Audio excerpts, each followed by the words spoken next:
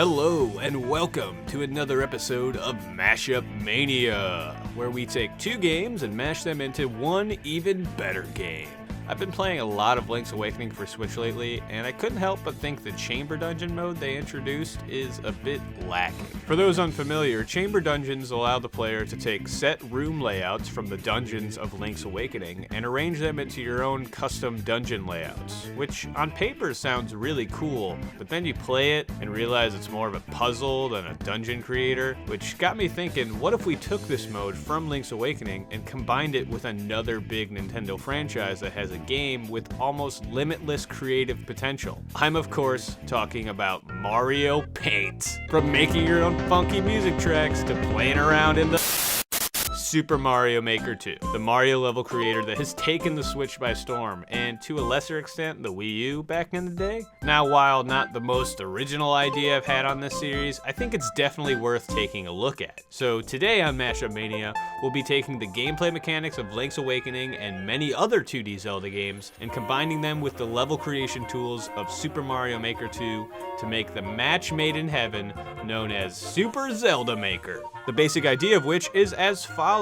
We take the Chamber Dungeon mechanic from Link's Awakening and turn it into a full-on Zelda dungeon creator, with different game styles, items to collect, and room layouts to create the Zelda dungeons of your dreams. Now, while many have dreamed about an entire Zelda game creator, in that you can construct the overworld, the side quests, and even the NPC's dialogue, I'm limiting myself to just the dungeons, to A, stay true to the Chamber Dungeon aspect of this mashup, and B, it just makes more sense from a sharing perspective, as not many people want to commit to an entire fan-made Zelda game, whereas a 20 to 45 minute dungeon is a bit easier to swallow. But let's get into exactly how the dungeon creator would work. As you can see from this mock-up, Super Zelda Maker's creation tools look eerily similar to Super Mario Maker 2's. That's because in a perfect world, the same creative team from Mario Maker 2 would be on board for this project as well. The creation area is made up of a grid with each bigger square representing a single screen in said dungeon. Inside that grid, you would place ground tiles, walls, puzzles to solve, locked doors, chests to open, enemies to murder, you name it. But unlike Chamber Dungeons that only allowed a single screen in a dungeon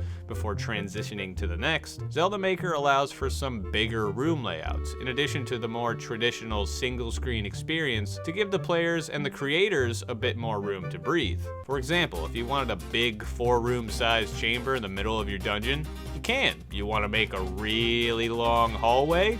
Go for it. No screen transitions here, just big open rooms for you to quest in. This would allow for some more creative dungeon layouts and would let each dungeon really feel like a modern 2D Zelda dungeon. And speaking of modern 2D Zelda dungeons, I said earlier this game would support different game styles, but exactly what games would be included? Almost all of the 2D Zeldas, of course. You've got your retro 8-bit Legend of Zelda, the timeless 16-bit Link to the Past, the more detailed Game Boy Advance Minish Cap, the 3D aspects of A Link Between Worlds, as well as both the Game Boy and Switch versions of Link's Awakening. While The Legend of Zelda and A Link to the Past would be the more traditional options, Minish Cap, A Link Between Worlds, and Link's Awakening all have mechanics that only appear in those games. For Minish Cap, you'll be able to shrink down to size to tackle big challenges as a tiny Link. In A Link Between Worlds, you can utilize more vertical puzzle design with the 3D nature of the game, as well as being able to use Link's wall merging ability, and in Link's Awakening,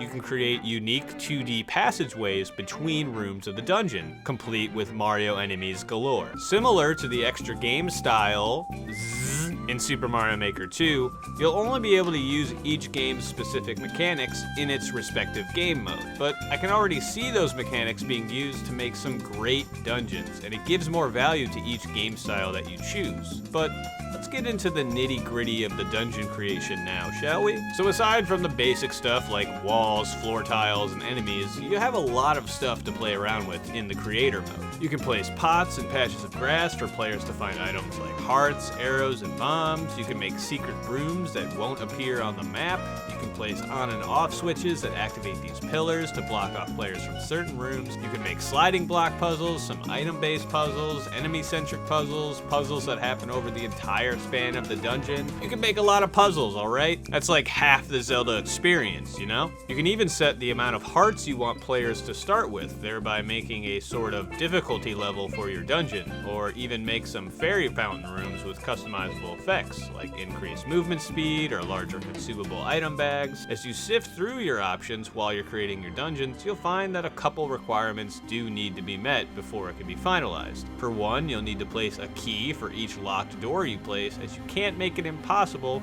for the player to use a key on the wrong door and get blocked from progression. And similarly to Mario Maker, you'll also have to clear your own dungeons before you can upload them into the cloud. You'll also need to place at least one chest in the dungeon that contains the boss key. These are basically the only mechanics taken from chamber dungeons, as they actually make sense. The rest of that mode, not so much. You can place as many chests as you want and tie them to certain room-based requirements so it spawns once it's complete. Not only that, but you can customize exactly what is in each chest, rupees, hearts, and of course, items. Now, what kind of items can you find in those chests? I'm glad you asked. The Zelda franchise is known for its wide use of varying equipment that gives Link the extra edge he needs for the challenges along his adventures. So I wanted to make sure I could cram as many items from the 2D Zelda games that I could. Now, unlike the game-specific mechanics that only work in said game style, each and every item in the game can be used in whatever game style you want, even if that item didn't appear in that original game. So you can now use the Gust Jar from Minish Cap in the original Legend of Zelda style, or even use Rock's Feather to jump over gaps in A Link to the Past. Bottles can be used to catch fairies that can save your life in later rooms.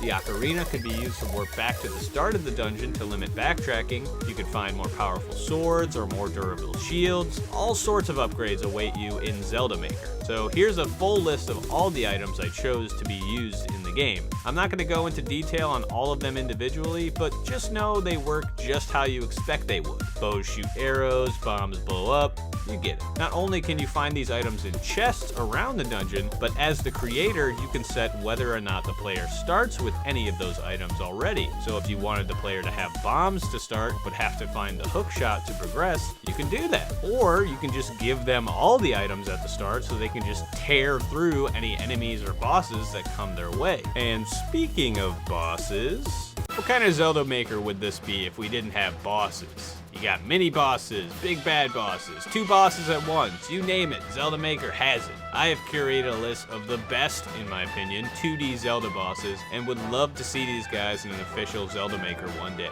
So let's put our hands together for Gleeok, the 3-headed dragon of misery, King Dodongo, he loves eating bombs, Goma, shoot him in his eye hole, the Armos Knights, watch him hop around all menacingly, Moldorm, making players fall off platforms since 1991, Argus, rip those fat clouds and stab him in his eye hole. The Helmassar King, crush his face, then stab that glowy gem. Aghanim, like agony, get it? It's a pun. The Evil Eagle, really, guys, you couldn't come up with a more creative name. Anglerfish, oh my god, that's literally what it is. Are you getting tired of this bit? Well, too bad. Cue Ball, the biggest of Octos. Blobby Boy, it's actually Rolling Bones, but Blobby Boy is way better. Big Green Choo Choo, suck that slime and pound it down the sides. Ugh. I feel dirty. Mazal, shoot his hands in their eye holes. The Black Knight, taking off time from the Eternals to kill some Links. Darkstare, melt that ice, then stab that eye hole. Blind the Thief, I heard you like bullet hells in your Zeldas. Twin Rova, a song of ice and fire. Yuga, paint with all the colors of the wind. Dark Link, face off against your inner demons. And finally, of course, the Pigman himself, Whizpig. I mean Ganon. All these bosses, every game style, you're welcome. In addition to the bosses, there's a bunch of enemies hailing from all over the Zelda franchise, and I'm not listing them all because we'd be here till Christmas.